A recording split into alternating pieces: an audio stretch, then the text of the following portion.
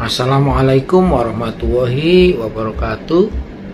Bertemu lagi dengan Bang Jack di Yona Sehat Jiwa. Salam sehat jiwa.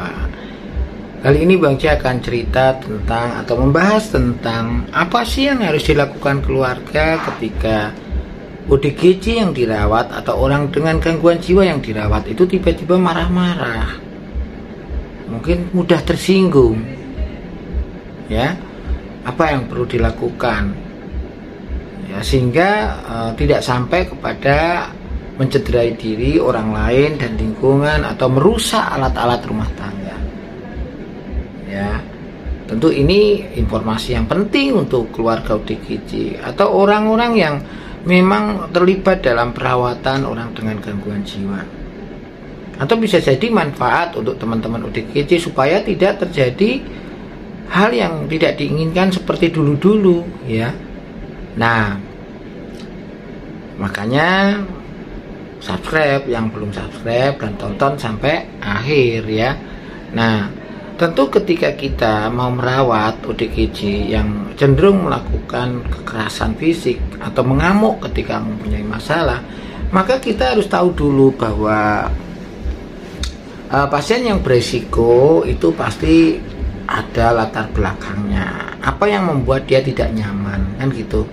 Tentu kita ketika membantu mengatasi pasien ODGJ yang tiba-tiba bentak-bentak atau bicaranya keras, ketus atau intonasinya naik, ya.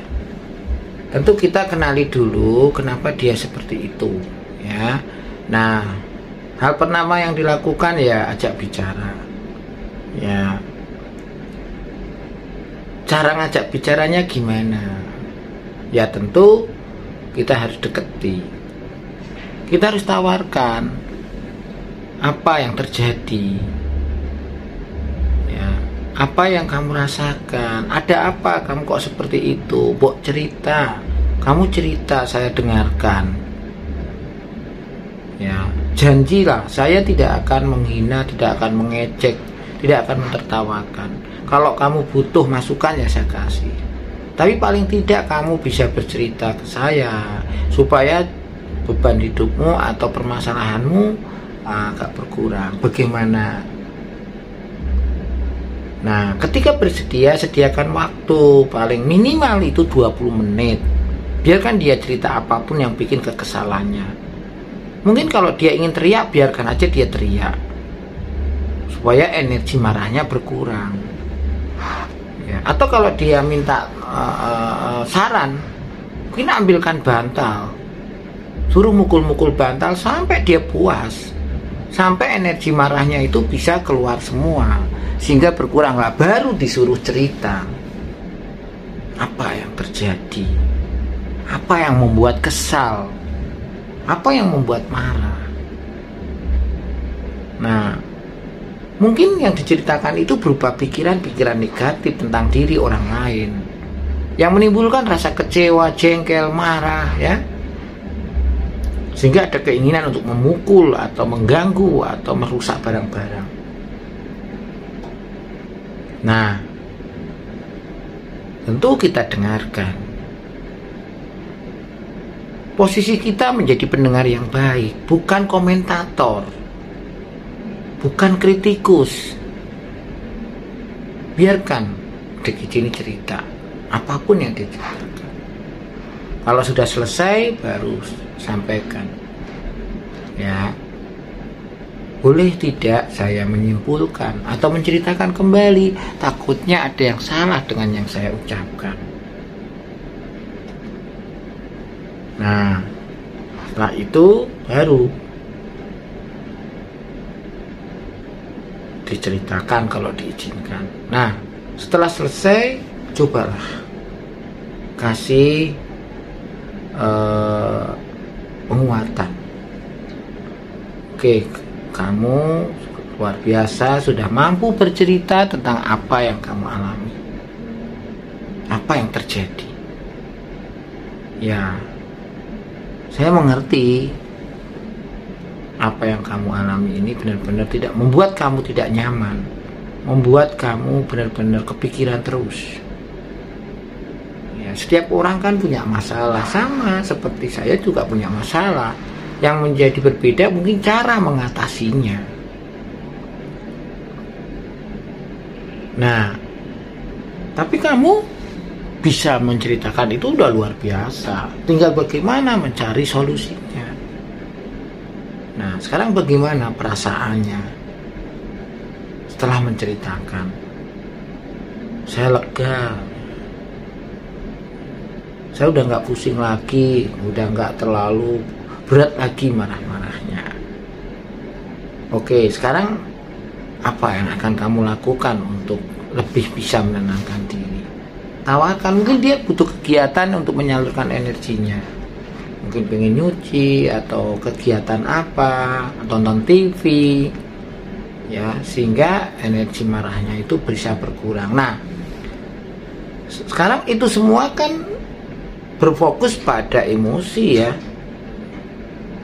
Ya, termasuk ketika ada obat yang harus diminum, ternyata saat minum obat ya harus diberikan, karena obat itu salah satunya juga untuk mengontrol marah, ya, mengontrol rasa marah, kesel, ya, kecewa. Nah, kemudian ketika misalnya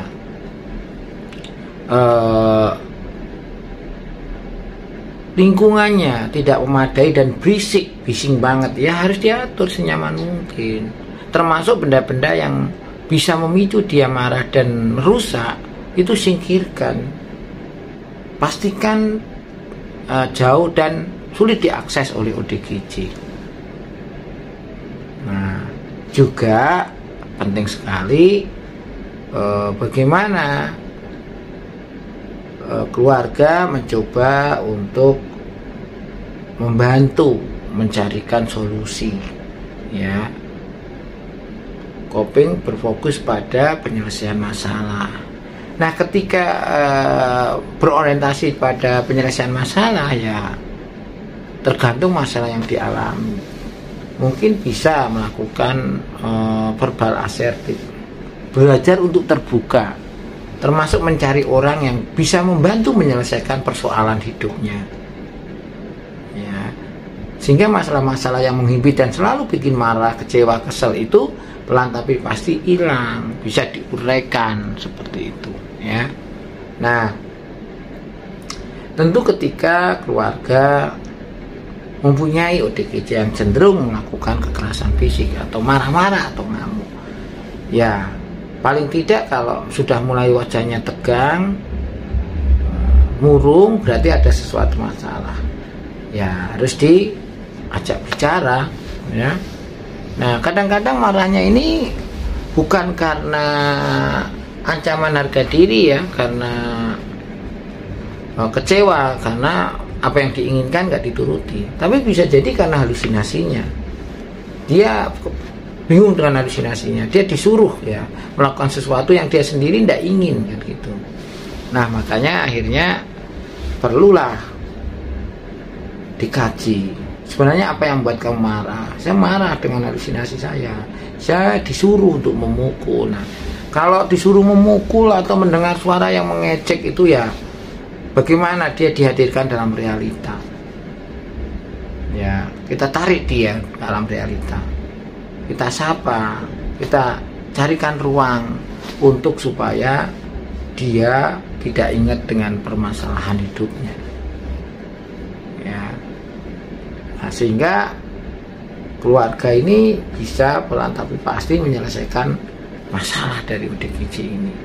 Nah, kadang-kadang yang menjadi gagal itu kan masalah ada, belum ketemu, minum obat memang masih rutin, tidak ada upaya untuk bagaimana masalah yang dialami ODGJ ini terurai. Yang penting minum obat, tenang, sudah. Nah, kalau kurang kegiatan, ya wajar mengalami halusinasi. Dan kalau halusinasinya itu sifatnya tidak menyenangkan, apalagi instruktif, ya bisa ngamuk, kan gitu. Maka keluarga kan harus pintar-pintar mencarikan kegiatan untuk memodifikasi lingkungan sehingga pasien ini tidak banyak melamun, sehingga berpotensi mengalami halusinasi. Nah, ya kalau halusinasinya menyenangkan, kalau halusinasinya mengejek, jatuhnya nanti pada